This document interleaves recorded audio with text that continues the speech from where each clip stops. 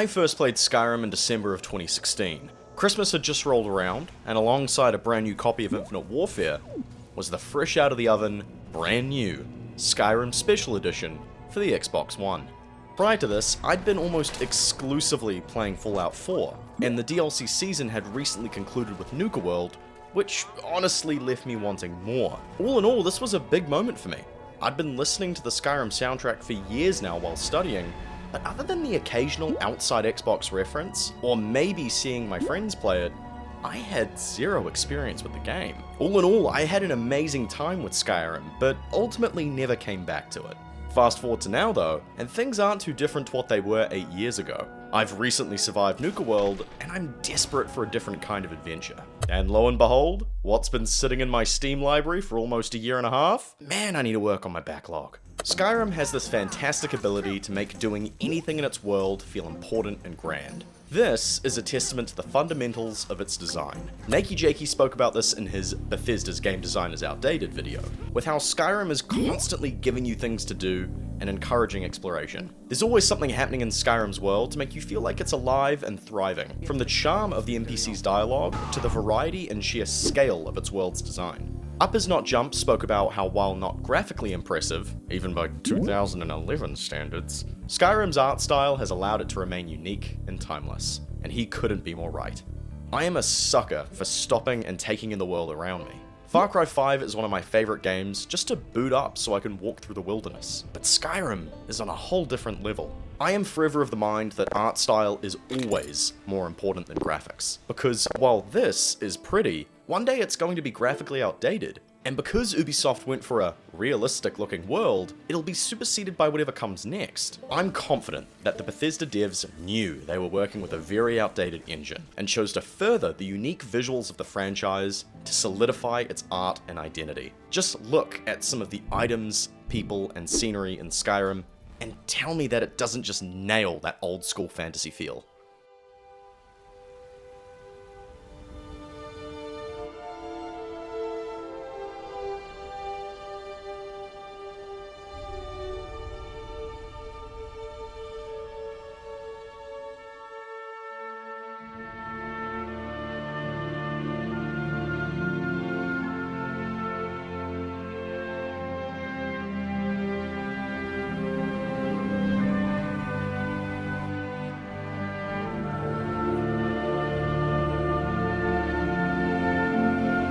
Speaking of feeling, earlier I mentioned how Skyrim can make anything and everything feel a part of this big adventure. That no matter what little cave or quest you're going through, it all feels like it's a part of your own hero's story. The quests in this game are iconic for a reason. The Dark Brotherhood and Thieves Guild storylines are legendary in their own rights, but it'd be criminal to not even mention things like the Mages Guild, the Civil War, or the plethora of trials and tribulations offered to you by the Daedric Lords. Some of my favorite quest lines begin as just go to this area. The Ethereum Forge storyline, finding all of the dragon masks, hell, just going to Blackreach and exploring around, and definitely not spending hours and hours trying to find all the Crimson Nirnroot. Who would do that? Who would? Not me! Not... I can hear the humming. At this point in time, I'm almost at 100 hours in the game, and I'm yet to even begin the Dragonborn or Dawnguard DLCs. But I don't feel like I need to just yet. There is still so much content in the base game that I'm yet to even touch. My quest ledger is full to the brim, and my misc objectives haven't had a dent made in them yet. It's so insane to me just the sheer amount of things you can do and find in Skyrim when compared to other Bethesda titles of the time, and even now. Comparison is the thief of joy, but I also think it's important to be able to talk about the situation Skyrim found itself in before and after its launch. Skyrim came out after the success of both Fallout 3 and New Vegas, and was subsequently followed by Fallout 4 and 76. Skyrim not only elevated Bethesda to a new level, similar to how Fallout 3 really put them on the map for a more mainstream audience following their success with Oblivion, but it also changed Bethesda. I mean, how in the world do you follow up this?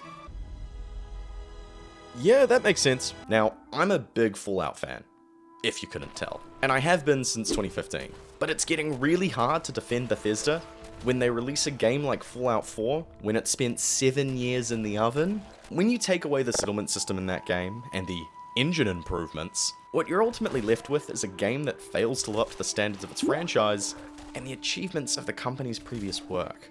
Skyrim just felt special, it felt exciting, and it felt genuine. Skyrim was definitely one in a million. It's a marvel of world design in which every shred of credit needs to go to the talented and hardworking team who brought it to life. Despite being built on an outdated engine in 2011, it stood the test of time and entered itself into the Gaming Hall of Fame. It's an absolute must-pick, and a constant recommendation for anyone who wants to dip their toes into RPGs, or even just video games in general. To make a digital world feel so endearing and captivating is a feat in of itself, but to have done so on such a scale makes it all the more impressive. Skyrim is a game that even 13 years on still feels fresh, fun, and exciting to play, and that is why it's still king.